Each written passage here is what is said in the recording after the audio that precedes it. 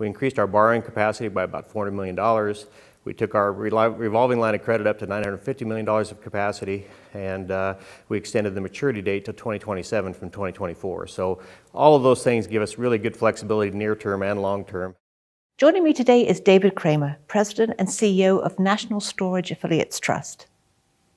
So David, what trends are you seeing in 2023 with regard to occupancy, and how do you expect that to impact revenue growth?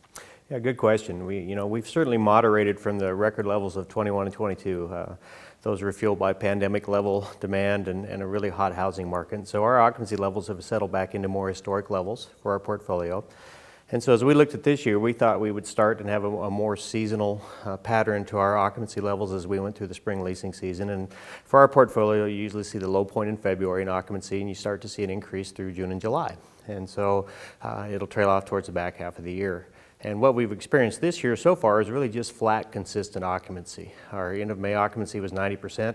It's pretty much been 90% the entire 5 months of the spring leasing season. And so from our expectation, we're just a little bit below on occupancy, which will put a little bit of pressure on top-end revenue. We do have some positive things, though. I mean, street rate growth sequentially has grown every month. Our in-place tenant rate changes have been very robust, and so contract rate has grown every month through the spring leasing season. And our length of stay has been very consistent. So the consumer behavior patterns are very consistent. What we're just not seeing is the top-end rental activity we thought we would get.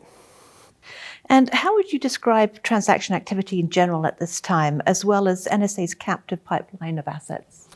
Another good question. So the transaction activity external has been slow. Certainly we went through 2 years of very robust activity. The sector saw billions and billions of dollars of transactions through 21 and 2022. And the sellers' expectations got very inflated from pricing, and cost of capital has changed. Interest rates have gone up.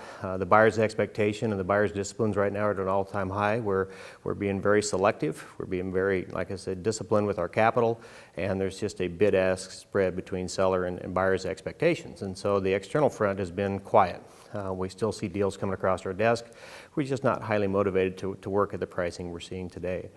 We have a unique advantage in our captive pipeline, which is part of our PRO structure. Our assets that the PROs have an ownership interest in, or they have some type of control over outside of our REIT. And so we've been leaning into that quite aggressively, particularly this year. We were able to close 15 properties, about $145 million worth of value in Orlando, Florida, which is a top 25 market.